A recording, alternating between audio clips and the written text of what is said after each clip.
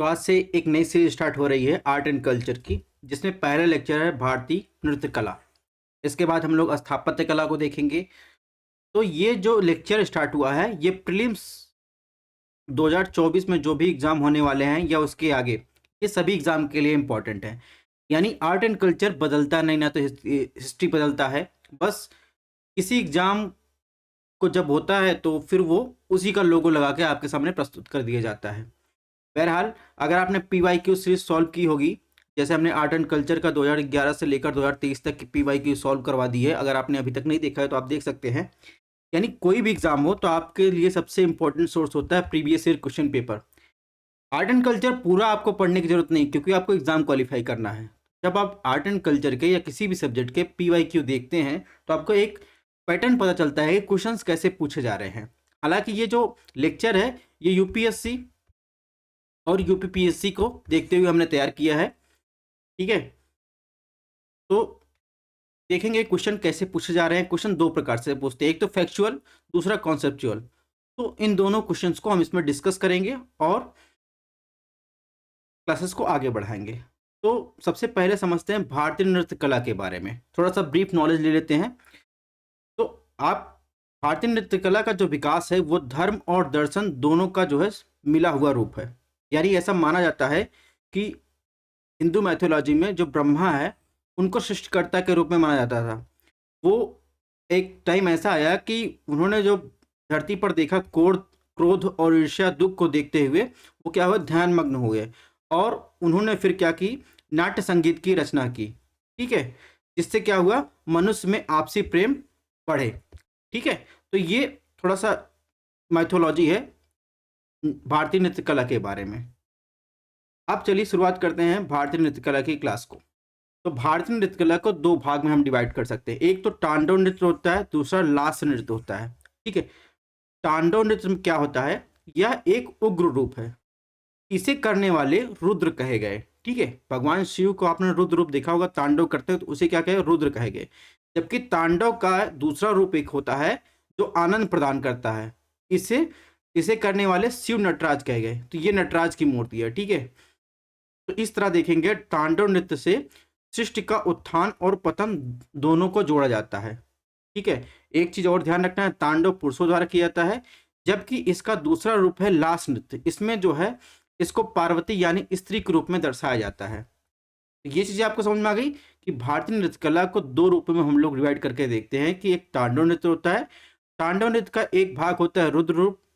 ठीक है, जिससे जो है सृष्टि का पतन होता है। उसी का दूसरा रूप है नटराज रूप, जिससे जो है सृष्टि का उत्थान होता है और तांडव पुरुषों द्वारा किया जाता है।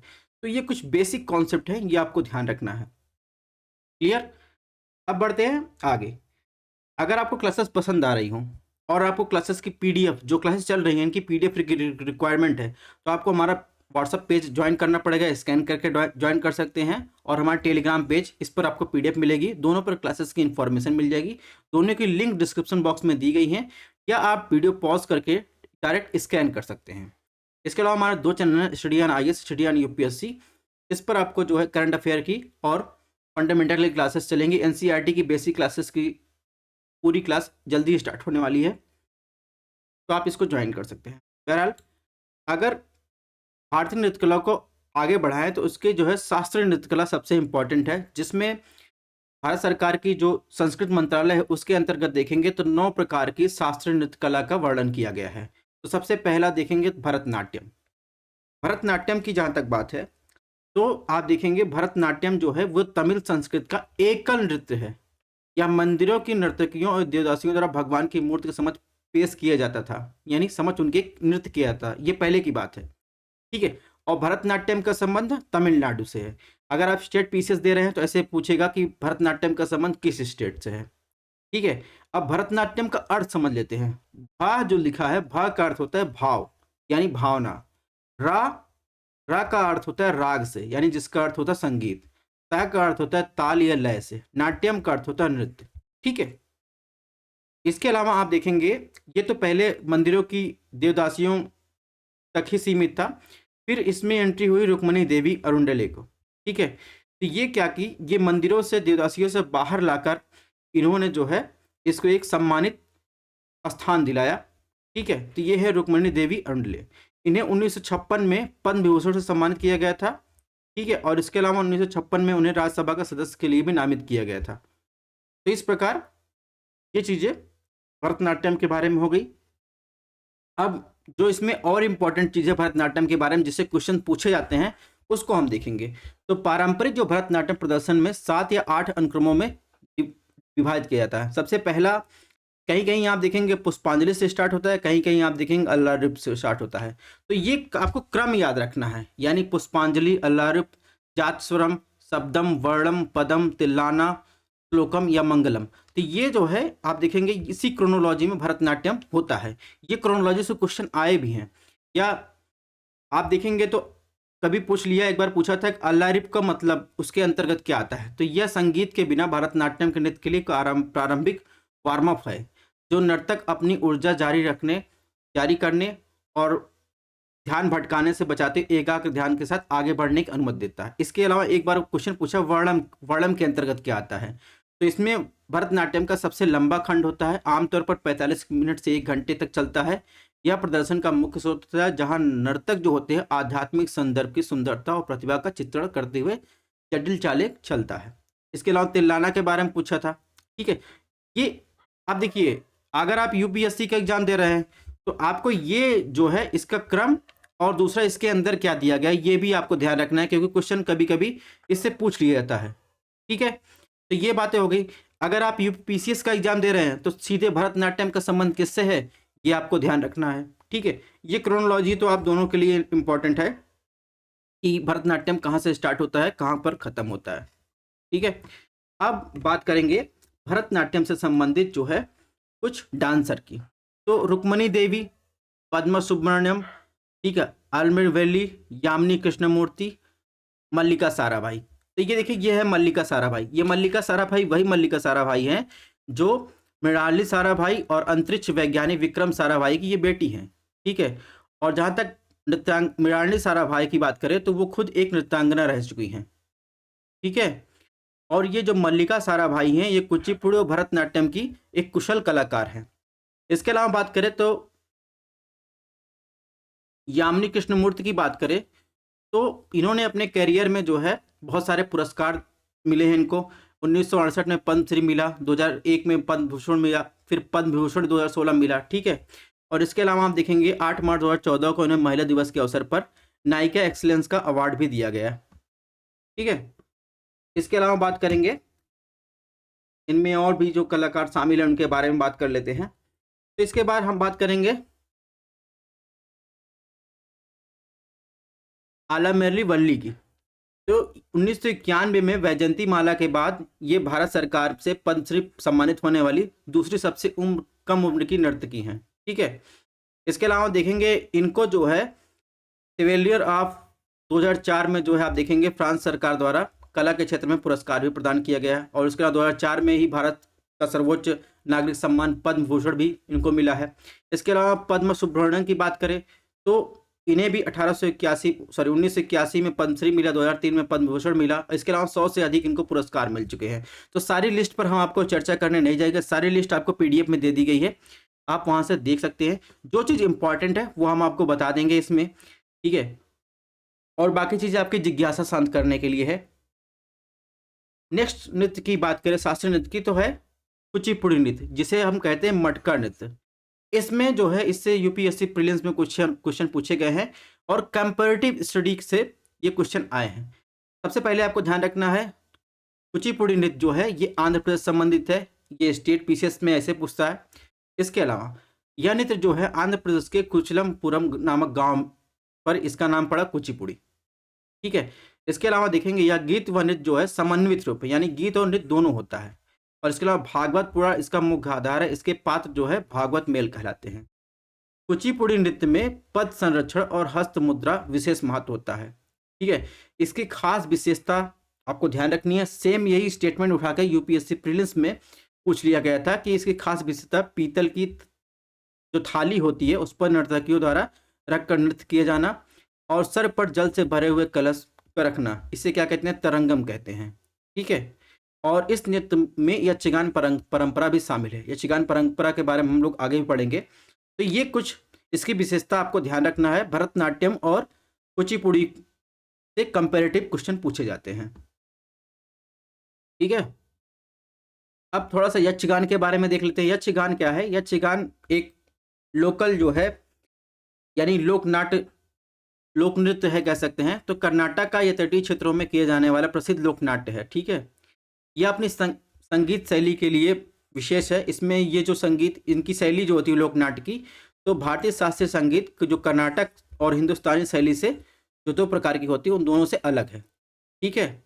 इसके अलावा यक्षगान की कई समानांतर शैलियां भी हैं जिनकी प्रस्तुत आप आंध्र प्रदेश, केरल, तमिलनाडु, महाराष्ट्र में भी आप देख सकते हैं।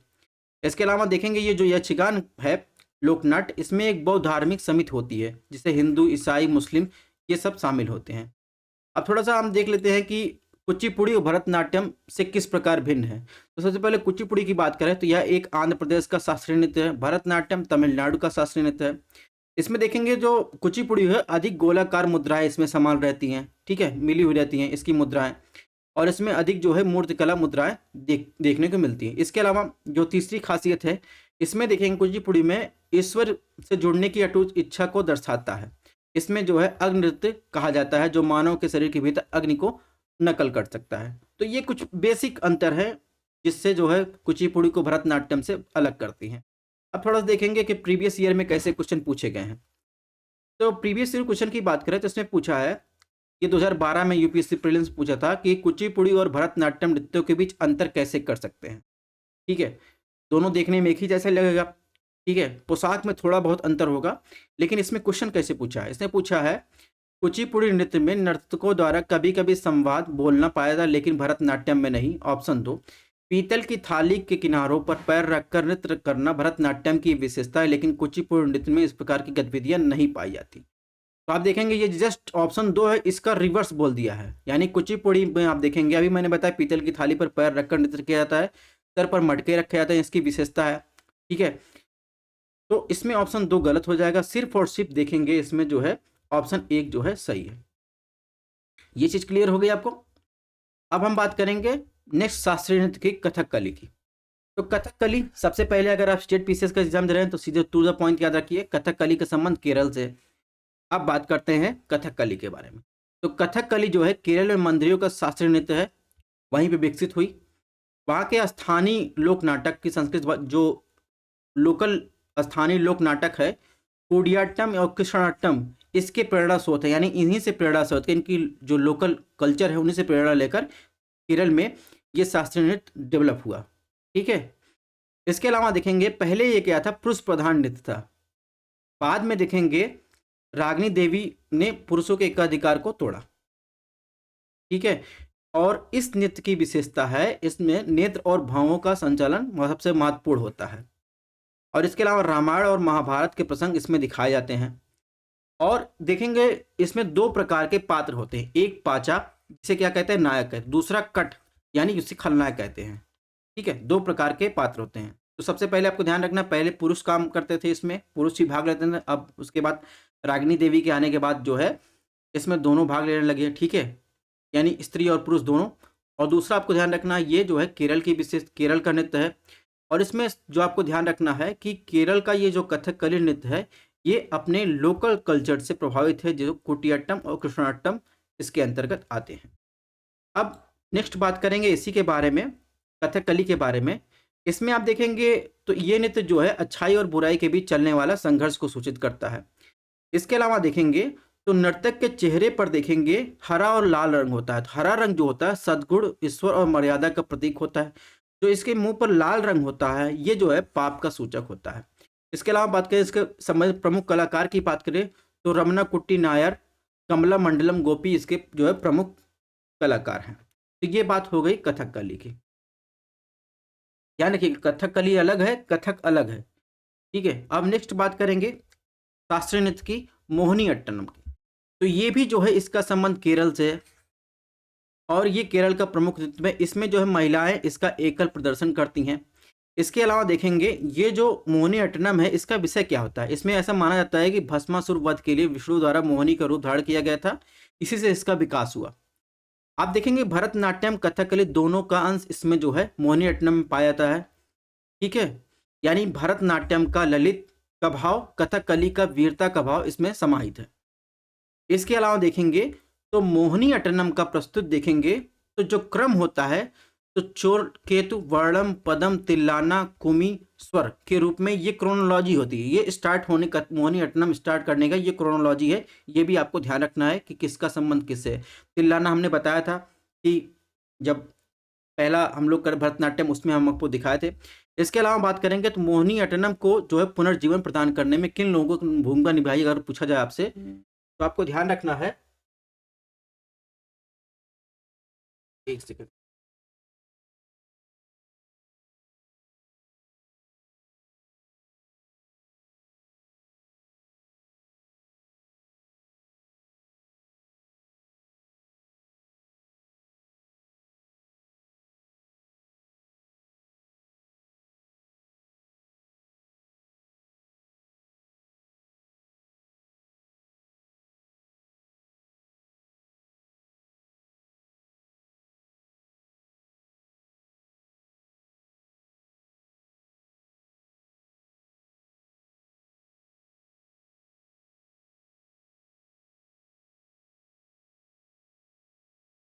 हाँ, तो सॉरी फॉर डिस्टर्बेंस, थोड़ा सा में प्रॉब्लम आ गई थी। तो हम लोग बात कर रहे थे मोहिनीअट्टम की। तो इसको पुनर्जीवन प्रदान करने के लिए तीन लोगों की भूमिका है। स्वाति तिरुनेल, ठीक है, राम वर्मा, वल्लाल टोल नारायण मेनन, यानी इन्हें जो है मंडलम, केवल मंडलम संस्था के संस्थापक के रूप में जाना जाता है। इसके अलावा देखेंगे कमला मंडलम कल्याण कुट्टी अम्मा, इन्हें क्या कहा जाता है, द मदर ऑफ मोहिनीअट्टम कहा जाता है। इसके अलावा अगर आपसे पूछा जाए कि मोहिनीअट्टम के जो है उल्लेखनीय कलाकार यानी इससे संबंधित कलाकार के बारे में बताइए, तो आपको ध्यान रखना सुनंदा नायर और पल्लवी कृष्णन किससे संबंधित है, मोहिनीअट्टम संबंधित है, ठीक है। इसके अलावा अगर बात करें मोहिनीअट्टम से संबंधित, अभी कुछ न्यूज में था तो अभी मोहिनीअट्टम से संबंधित एक कलाकार थे जिससे कर्नल रेले कहा जाता था। इनका जो है 22 फरवरी 2023 को निधन हो गया। तो आप करंट से अपडेट रहिए, ठीक है।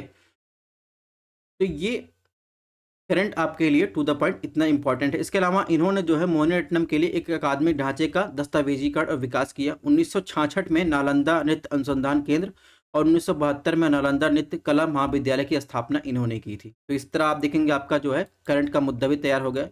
नेक्स्ट शास्त्रीय नृत्य की बात करें, उड़ीसा, ओडिसी या जो है जिसका संबंध उड़ीसा से है।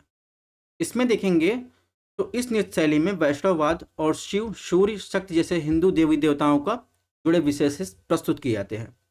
इसके अलावा देखेंगे जो ओडिसी नृत्य है इसमें जयदेव के गीत गोविंद के विषय पर आधारित है। इसमें नायक नायिका का भाव एक गहन उदाहरण है, ठीक है। इसमें आप देखेंगे कृष्ण के प्रति जो है उनके प्रति कवि की भक्त की कृति में व्याप्त होते हैं, यानी इसमें जो है आपके कृष्ण के प्रति उनकी भावनाओं को दिखाई देगा। इसके अलावा देखेंगे इसमें जो है दो मुद्राएं होती हैं, ठीक है, एक चौक दूसरा त्रिभंगा। त्रिभंगा से क्वेश्चन आया है, यानी जो पैर को मोड़ कर आप देखेंगे इस तरह की भावनाएं होती हैं, इसे क्या कहते हैं, त्रिभंगा, ठीक है। तो देखिए ये क्या होता है, ये अंगिका अभिनय होता है, इसे चौका कहते हैं, ठीक है। इस प्रकार की आकृति, इसे क्या कहते हैं, त्रिभंगा, एक पैर को मोड़कर खड़े होना, इसे हस्त्र मुद्रा कहते हैं। तो ये इसकी विशेषता है। अब बात करेंगे कि उड़ीसी नृत्य से संबंधित अगर बात करें पुनर्जीवित करने में किनका किनका योगदान है, तो इसमें देखिए एक तो है केलुचरण महापात्रा, दूसरा रघुनाथ दत्ता, देव प्रसाद दास, पंकज चरण दास, गंगाधर प्रधान। ये जो है इसको पुनर्जीवित करने में इनकी महती भूमिका है। इसके अलावा आप देखेंगे तो ये सब भी इसी संबंधित है। अगर इनमें से मान सिंह या कुमकुम महंती, अवड़ा मोहंती, अनीता बाबू, इन सब का नाम आ जाता है। सोनल मान सिंह का नाम बहुत ज़्यादा क्वेश्चन पूछा था। सोनल मान सिंह का संबंध आपको ध्यान रखना है उड़ीसी नृत्य से है, तो ये सब चीज़ें भी आपको ध्यान रखनी है, ठीक। तो त्रिभंगे से क्वेश्चन, त्रिभंगी मुद्रा से क्वेश्चन आए हैं, ये चीज़ आपको ध्यान रखना है। तो ये मुद्राएं जो है उड़ीसी नृत्य की विशेषता है। अब बात करेंगे मणिपुरी नृत्य की, ठीक है। नेक्स्ट शास्त्रीय नृत्य की बात करते हैं। तो मणिपुरी नृत्य जो है भारत के प्रमुख शास्त्रीय नृत्यों के रूप में एक है, ठीक है। इसकी विशेषता क्या है, विशेष रूप से इसमें वैष्णववाद पर आधारित विषयों पर रासलीला के शानदार प्रदर्शन किए जाते हैं, ठीक है। राधा कृष्ण के बीच प्रेम आधारित नृत्य को नाटक के लिए जाना जाता है। इसके अलावा इसमें अन्य विषय भी शामिल हैं, जैसे शक्तिवाद, शैववाद से जुड़े विषय भी शामिल किए जाते हैं। मणिपुर त्योहार लाई होबा हरोबा, इसमें जो उस दौरान उमंग लाई कहे जाने वाले सिलवान देवताओं पर भी कार्यक्रम प्रस्तुत किए जाते हैं। इस नृत्य शैली में उत्पत्ति मुख्य रूप से उत्तर पूर्वी राज्य मणिपुर में हुई। ठीक है, इसके अलावा हम देखेंगे असम और पश्चिम बंगाल में भी कुछ एरिया में आपको देखने को मिलेगा। ठीक है, नेक्स्ट बात करें इस नृत्य शैली की विशेषता क्या है। तो इसे जो है मुख्य रूप से दो भागों में वर्गीकृत किया जाता है, जगोई और दूसरा चोलम। तो जगोई में क्या होता है, ये रासलीला में प्रधान जो है भाप होता है। इसमें भरत मुनि के नाट्य शास्त्र से वर्णित जो लास्य तत्व को उजागर करती है। यहाँ पर आप देखेंगे आमतौर पर क्या किया जाता है, पैर जो होते हैं मुड़े हुए होते हैं और घुटने एक साथ जो है आप देखेंगे इस तरीके से रखा जाता है। चोलम में क्या किया जाता है, ये शास्त्रीय नृत्य का तांडव रूप होता है। अभी मैंने बताया कि भारतीय नृत्य कला में दो रूप होते हैं, एक तो होता है तांडव नृत्य, दूसरा होता है लास्य। तो इसमें जो आप देखेंगे दोनों जो है पाया जाता है। जगोई में आप देखेंगे लास्य का तत्व मिलता है, चोलम में आप देखेंगे तो तांडव रूप का प्रतिनिधित्व करता है। इसके अलावा मणिपुर नृत्य की बात करें तो शरद ऋतु में 3 बार अगस्त से नवंबर और 1 बार बसंत ऋतु में मार्च से अप्रैल के आसपास ये रातों को, पूर्णिमा की रातों को किया जाता है। ठीक है, और इसके अलावा बात करें तो इस कला में आमतौर पर उपयोग किए जाने वाले वाद्य यंत्र के बारे में कभी क्वेश्चन पूछ लिया जाता है, जिसमें आप देखेंगे एक बैरल ड्रम होता है। ठीक है, इसे कहते हैं, एक होता है जांच, करताल, हारमोनियम, बांसुरी, पेना, और एक होता है सिम्बोंग जो है। ये सब चीज़ें शामिल की जाती हैं। अगर आपसे पूछा जाए इससे प्रसिद्ध प्रतिपादक की बात की जाए तो आपको ध्यान रखना है गुरु विपिन सिंह, उनकी शिष्या जो है दर्शना झावेरी, और झावेरी बहनों के बारे में आपने सुना हुआ होगा। तो इनका संबंध जो है मणिपुर नृत्य से है। इसके अलावा रंजना, सुवर्णा, चारू मथुर और देवयानी चलिया इनसे संबंधित है। तो ये बात हो गई मणिपुर संगीत। अब नेक्स्ट शास्त्रीय नृत्य की बात करें कथक की। तो कथक की बात करें तो कथक में देखेंगे हिंदू मुस्लिम संस्कृत का समन्वय आपको दिखेगा। यह भारत की एकमात्र शास्त्रीय संगीत है, यानी शास्त्रीय नृत्य है जिसका संबंध उत्तर भारत और मुस्लिम संस्कृत से है। ठीक है, इसके अलावा इसका भी जन्म आप देखेंगे मंदिरों में हुआ। इसमें देखेंगे किंतु ईरानी और मुस्लिम प्रभाव से यह दरबारी मनोरंजन तक पहुंच गया। पहले मंदिरों में था, फिर दरबार में आ गया। इसके बाद जो है समय के साथ देखेंगे कथक को जो है कई घरानों का समर्थन मिला, जैसे जयपुर घराना, लखनऊ घराना, बनारस घराना, रायगढ़ घराना। रायगढ़ घराना इनमें सबसे नया घराना है। इसके अलावा देखेंगे 19वीं सदी में अवध के अंतिम नवाब जो थे वाजिद अली शाह के संरक्षण में कथक का स्वर्णिम युग देखने को मिला। आप देखेंगे भरतनाट्यम, ओडिसी और मणिपुर की तरह भी आप देखेंगे कथक की कई इकाइयों को मिलाकर एक शुद्ध नृत्य का जो क्रोनोलॉजी, वो पैटर्न देखने को मिलता है। जैसे ताल को तुकरा, तोरा, परना नामों से अलग अलग कहा जाता है। ठीक है, ये सभी क्या होते हैं, जब कथक किया जाता है तो लयबद्ध रूप में पैटर्न के जो है ये संकेत देते हैं। तो ये बात हो गई कथक की। अब बात करते हैं कथक से संबंधित कुछ प्रसिद्ध जो है जुड़े हुए लोगों की। तो आप देखेंगे कुछ हस्तियों की बात करें जो इनसे जुड़े हैं, तो विभिन्न घराने और विद्यालय से जुड़े, जैसे जयपुर घराने के भानु जी भी इसमें शामिल हैं। इसके अलावा बनारस घराने के जानकी प्रसाद, ईश्वरी प्रसाद, लखनऊ घराने के पंडित बिरजू महाराज, रायगढ़ घराने के राजा चक्रधर सिंह, ये सब जो है कथक से संबंधित है। इसके अलावा आपके लिए करंट न्यूज क्या है, तो पंडित बिरजू महाराज का संबंध कथक से है और इनका संबंध जो है आप देखेंगे लखनऊ घराने से है। इनकी जो है हाल ही में जो है 1 वर्ष पहले 17 जनवरी 2022 को इनकी डेथ हो गई। ठीक है, तो इस वजह से क्वेश्चन आ सकते हैं, तो ये भी आपको ध्यान रखना है। अब बात कर देंगे त्रिभंगी मुद्रा की, हमने बात की थी। ठीक है, तो उसी त्रिभंगी मुद्रा से यूपीएससी प्रीलिम 2013 में एक क्वेश्चन पूछा गया है। अब वो क्वेश्चन है क्या, वो क्वेश्चन पूछा गया भारत के सांस्कृतिक इतिहास में नृत्य और नाट्य कला में त्रिभंग नामक मुद्रा प्राचीन काल से आज तक भारतीय कलाकारों की पसंदीदा रही है। निम्नलिखित में कौन सा कथन मुद्रा का सबसे अच्छा वर्णन करता है। ऑप्शन ए, एक पैर मुड़ा हुआ और शरीर थोड़ा लेकिन कमर और गर्दन के विपरीत रूप में मुड़ा हुआ। ऑप्शन बी, चेहरे के भाव, हाथ के इशारे, मेकअप के कुछ महाकाव्य ऐतिहासिक पात्रों के प्रतीक के लिए जोड़ा जाता है। ऑप्शन सी, शरीर, चेहरे, हाथों की गतिविधियों का उपयोग स्वयं को व्यक्त करने, कहानी बताने के लिए किया जाता है। ऑप्शन डी, प्यार या कामुकता के भावनाओं को व्यक्त करने के लिए। ठीक है, तो अभी मैंने बताया कि जो त्रिभंगा मुद्रा है उसमें देखेंगे उसमें एक पैर मुड़ा होता है और उसके विपरीत दिशा में शरीर थोड़ा जो है झुका होता है। तो इस प्रकार इसमें ऑप्शन ए सही है। तो देख रहे हैं आप कैसे यूपीएससी क्वेश्चन पूछा है। अगर यूपीपीसीएस क्वेश्चन पूछेगा तो डायरेक्ट ये संबंध पूछ लेगा किस राज्य से संबंधित है। नेक्स्ट बात करेंगे शास्त्रीय नृत्य की। तो सत्रिया नृत्य का संबंध असम से है, ये आपको ध्यान रखना है।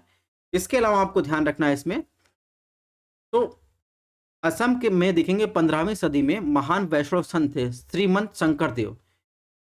इन्होंने अंकी नाट के सह प्रदर्शन हेतु सत्रिय नृत्य जो है विकसित किया था। इसमें कई विधाओं में इन्होंने इसको बांटा था, जैसे अप्सरा नृत्य, बेहतर नृत्य, चाली नृत्य, दशावतार नृत्य, ठीक है, मंचोक नृत्य, रास नृत्य। इसके अलावा सत्रिय नृत्य में शंकर देव द्वारा रचित जो रचना है उनका प्रयोग किया जाता है, जिसे बोर गीत कहते हैं। इससे भी जो है यूपीएससी प्रीलिम्स में क्वेश्चन आए हैं, सेम यही ऑप्शन उठा के पूछ लिया है।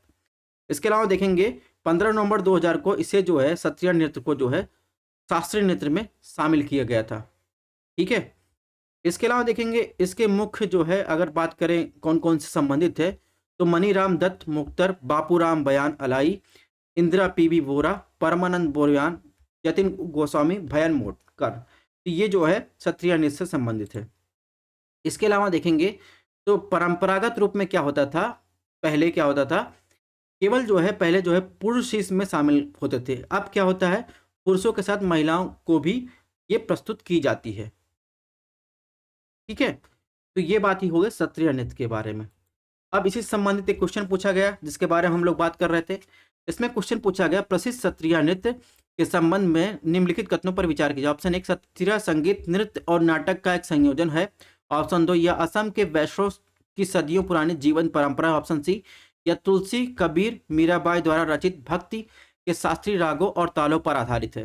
तो अभी तो मैंने आपको क्षत्रिय नृत्य पढ़ा है, लेकिन मैंने आपको कहीं नहीं बताया कि यह तुलसी और कबीर के मीराबाई द्वारा रचित भक्ति रागों पर आधारित है, बल्कि मैंने आपको क्या बताया, शंकर देव द्वारा रचित जो उनके संगीत के जो पंक्ति हैं जिन्हें बोर गीत कहते हैं उन पर आधारित है क्षत्रिय नृत्य।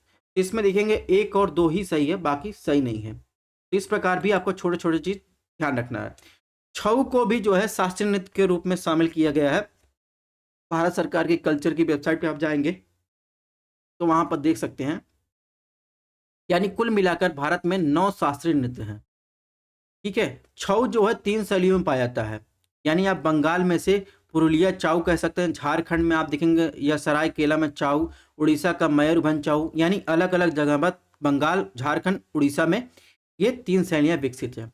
इसके अलावा जो इसके नर्तक होते हैं इसमें क्या कहते हैं, हिंदू महाकाव्यों, रामायण और महाभारत पुराणों, अन्य भारतीय साहित्यों की कहानियां भी शामिल करते हैं।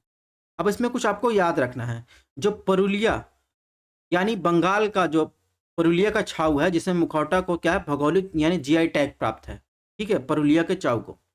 इसके अलावा जो चित्र देख रहे हैं, चित्र में देख रहे हैं, ये छाऊ देख रहे हैं, इसमें देखेंगे किसी देवी देवता, पशु पक्षी, शिकारी, धनुष, रात, फूल का रूप धारण करते हैं। और इसके अलावा अप्रैल में वार्षिक चैत्र पर्व उत्सव के एक लघु विषय पर अभिनय करता है। इसके अलावा देखें उड़ीसा का जो मयूरभंज जिले में प्रचलित जो छाऊ है वो एक अन्य रूप में अभिनेता मुखौटे नहीं पहनते हैं, ठीक है। तो ये कुछ बेसिक चीजें हैं, ये आपको ध्यान रखनी है। इस नृत्य शैली कुछ विशेषताएं तो आपको बताएंगे, 3 प्रकार की होती हैं, सरायकेला, मयूरभंज और पुरुलिया जो पश्चिम बंगाल संबंधित है। इसमें देखेंगे छाऊ जो पारंपरिक कलाकारों, परिवारों, स्थानीय समुदाय के पुरुष नर्तक इसमें सिखाया जाता है। इसके अलावा जो है नर्तक जो है गूंगा है, यानी कोई गाना नहीं गाया जाता है, केवल वाद्य संगीत के साथ उसका साथ दिया जाता है। छाऊ नृत्य को 2010 में यूनेस्को की मानवता की अमूर्त संस्कृत विरासत स्थल में शामिल किया गया। तो ये चीजें आपको ध्यान रखना है। इसके अलावा अब बात करेंगे शास्त्रीय नृत्य के बारे में, जो हमने पढ़ा 9 शास्त्रीय नृत्य, उनके भाव क्या होते हैं। मैंने बताया कि भारतीय नृत्य कला में 2 प्रकार के भाव है, तांडव, दूसरा लास्य। तो भरतनाट्यम जो तमिलनाडु संबंधित उसमें लास्य भाव मिलता है। केरल कथकली संबंधित है, ठीक है, उसमें तांडव भाव। मणिपुर में जो है मणिपुर संबंधित है उसमें लास्य भाव मिलता है। उड़ीसा संबंधित उसमें भी लास्य भाव मिलता है। कुचिपुड़ी जो आंध्र प्रदेश संबंधित उसमें भी लास्य भाव मिलता है। मोहिनी अट्टनम केरल संबंधित लास्य भाव। क्षत्रिय असम इसमें भी लास्य भाव। कथक जो है उत्तर प्रदेश और जयपुर संबंधित में तांडव लास्य दोनों देखने को मिलता है, ठीक है। ये बातें हो गई। अब बात करेंगे कि भारत के लोक नृत्य के बारे में बात करेंगे, तो उसके पहले लोक नृत्य और शास्त्रीय नृत्य के बीच 1-2 पॉइंट अंतर हम लोग समझ लेते हैं। तो इसमें आप देखेंगे ज़्यादा कुछ नहीं, उनकी शैलियों की उत्पत्ति से संबंधित थोड़ा बहुत अंतर होता है। यानी जो शास्त्रीय नृत्य होते हैं उनकी उत्पत्ति नाटक और रंगमंच के प्राचीन ग्रंथ से संबंधित होती है, जबकि लोक नृत्य आमतौर पर विभिन्न समुदायों से आते हैं क्योंकि वे उत्सव उद्देश्य के लिए बनाए जाते हैं।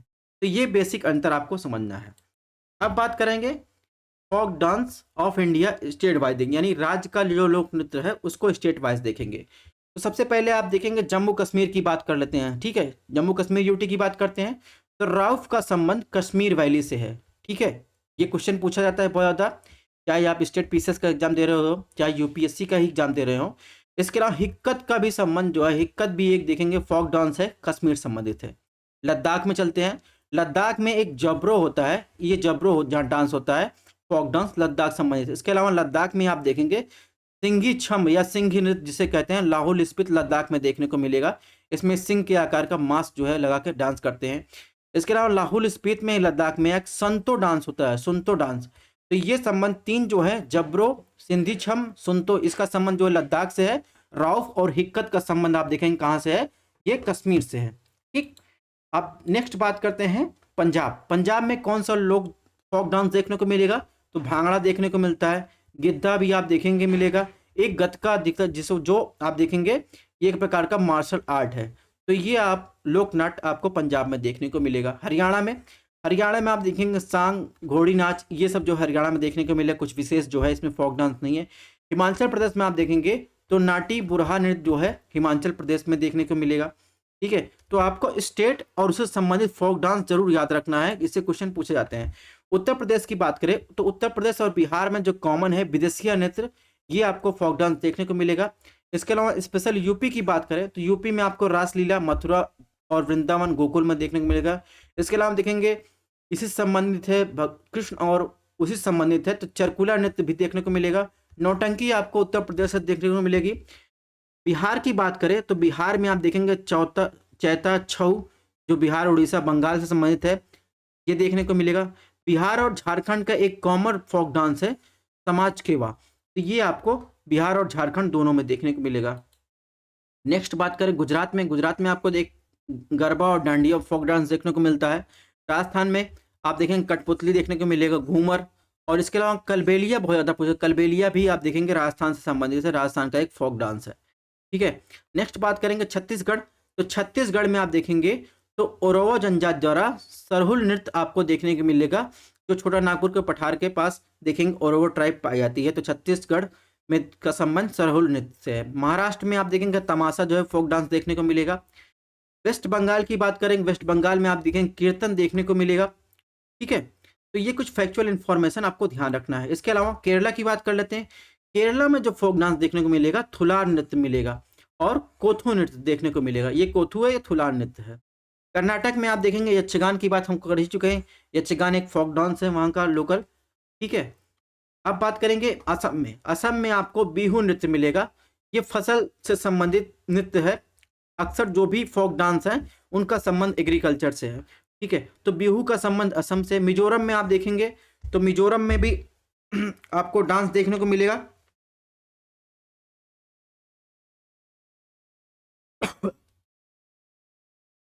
ठीक है, अब आगे बढ़ते हैं।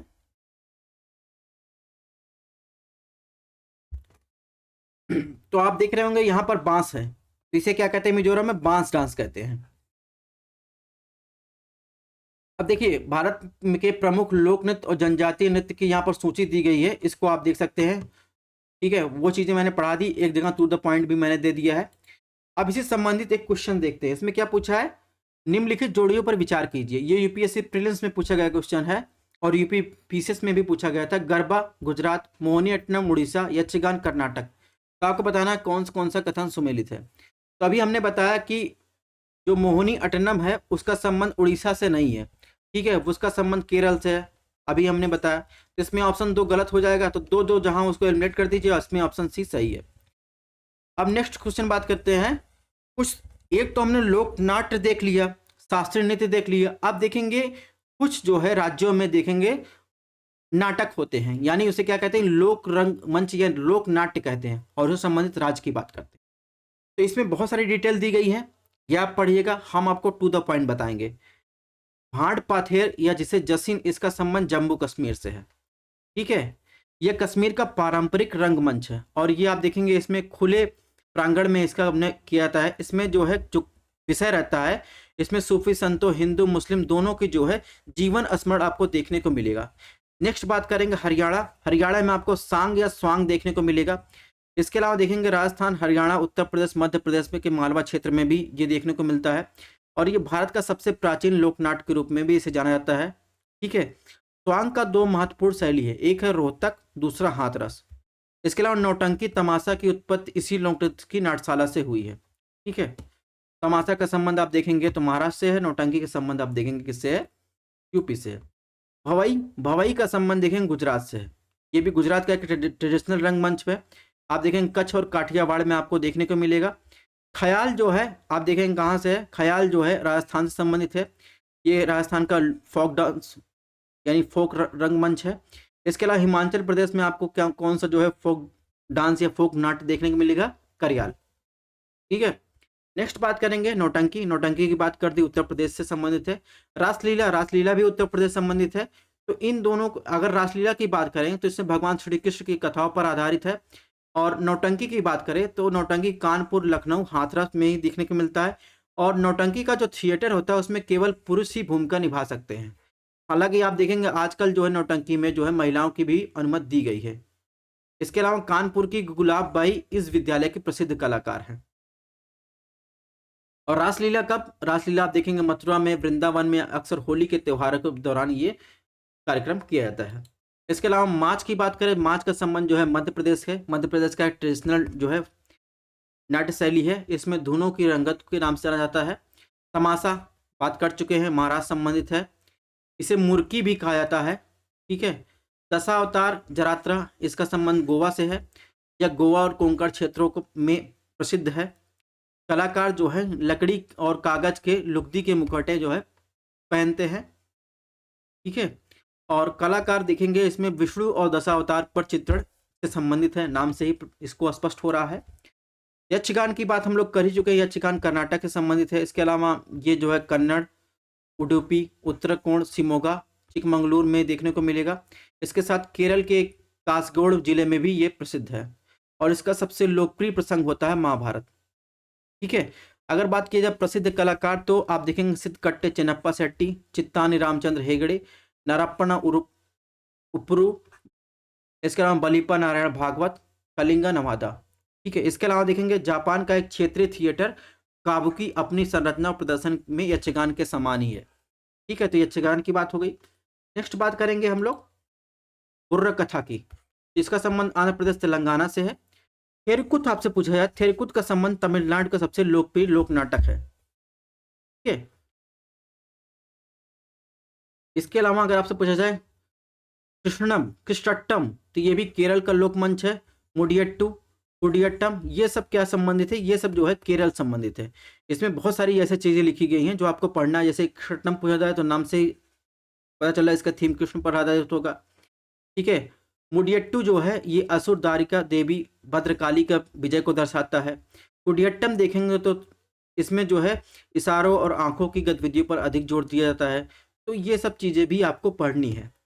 हम प्रीलिम्स के प्रोस्पेक्टिव से पढ़ रहे हैं तो जो इंपॉर्टेंट है वो बता रहे हैं आपको। यात्रा की बात करें तो यात्रा देखेंगे तो यात्रा का संबंध आप देखेंगे पश्चिम बंगाल से है। ठीक है, यानी इसका जन्म और पालन और सब कहाँ हुआ, पश्चिम बंगाल में हुआ। इसमें देखेंगे देवताओं के सम्मान में मेले, धार्मिक अनुष्ठान और समारोह भी आयोजित किए जाते हैं।